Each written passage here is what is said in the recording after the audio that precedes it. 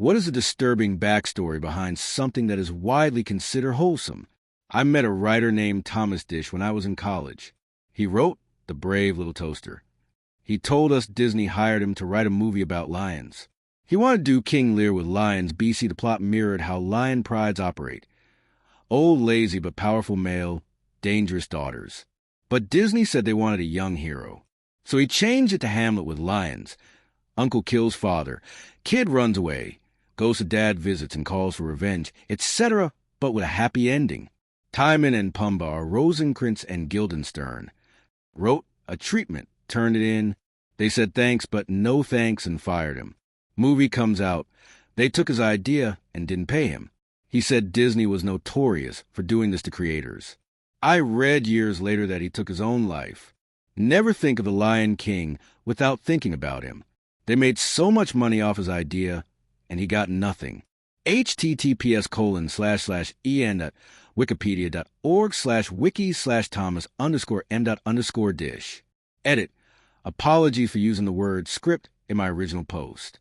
There's a 9-page treatment online that I had never seen until it was linked here.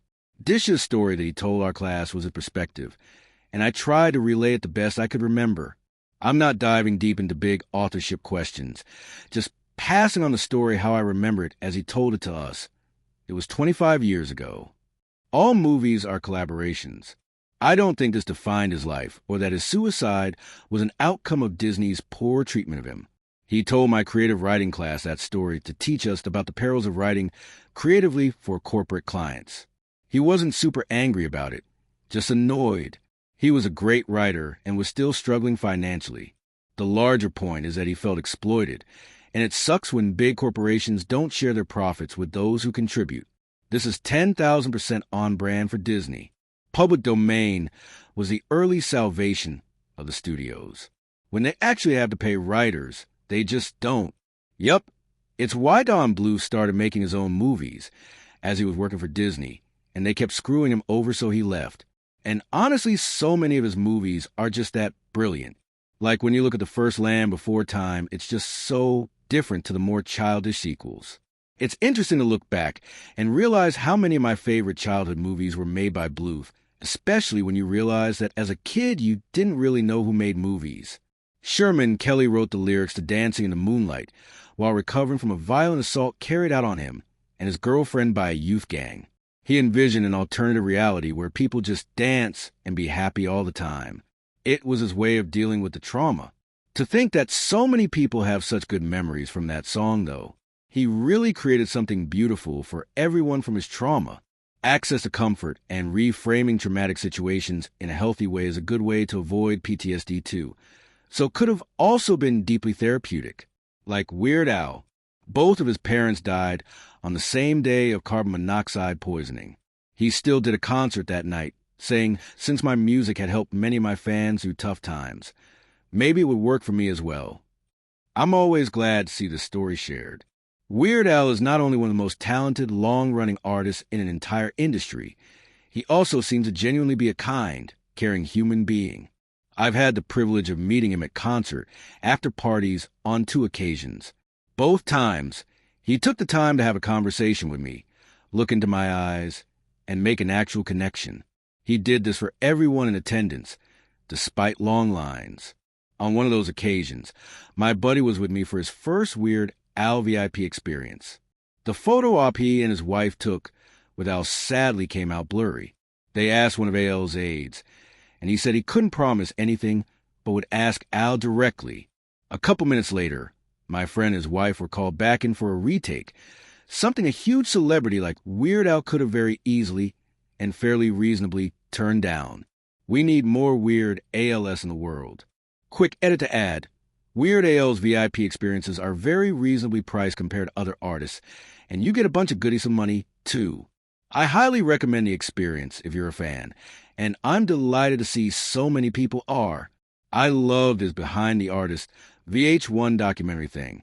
Usually they go like, this is the artist, the rise to fame, sudden scandal or personal life crisis, recovery and or fallout. It's a well-trod formula. Thing is, Weird Al is so wholesome and down to earth, they didn't really have anything for the scandal/crisis part. Best they could come up with was one album that sold a bit less than the previous album. So you get Weird Al hamming it up, fake crying into the camera, going, so I could only buy a medium-sized jacuzzi that year. He's a treasure. In the animated film, All Dogs Go to Heaven, the little girl who plays Amory was murdered by her father prior to the film being released. Burt Reynolds struggled hard to finish recording a scene where Charlie says goodbye to the little girl one last time before going to heaven. It's a tear-inducing scene without knowing the backstory, but you can absolutely hear the pain in Burt Reynolds' voice.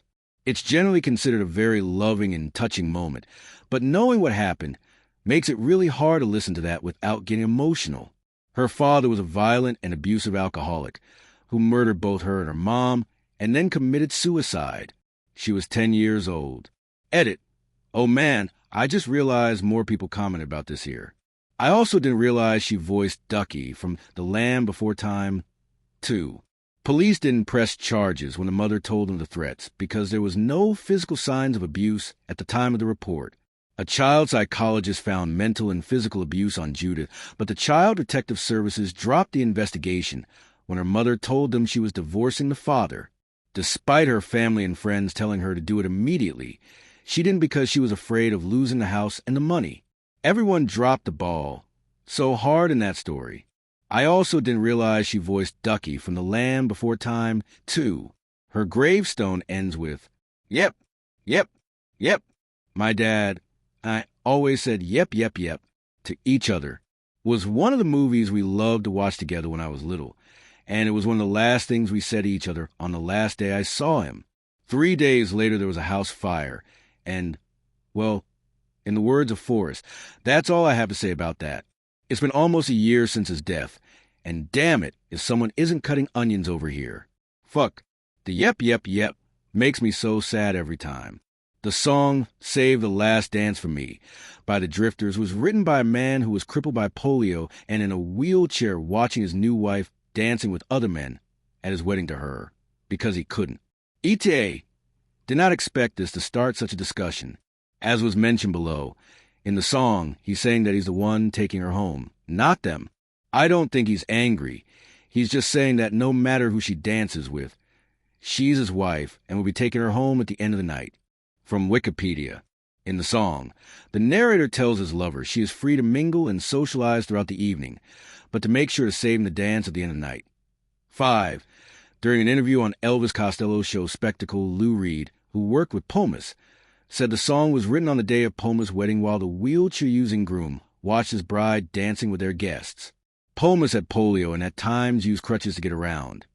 6. His wife, Willie Burke, however, was a Broadway actress and dancer. The song gives a perspective of telling his wife to have fun dancing, but reminds her who will be taking her home and in whose arms you're going to be. Candyland was invented during the polio epidemic by retired school teacher Eleanor Abbott, who herself was recovering from polio. She invented the game to keep children entertained during their hospital stays who themselves were affected. This was a surprising palate cleanser in the middle of a horror scroll. Scottish folds. Those cute cats with the folded ears. They have those ears because of osteochondrodysplasia. It causes joint cartilage and skeletal deformities. There is no treatment, only pain management. Those poor cats are in constant pain. Sad face. Learn something new and sad today. Cats are so good at masking pain, so it makes it even worse.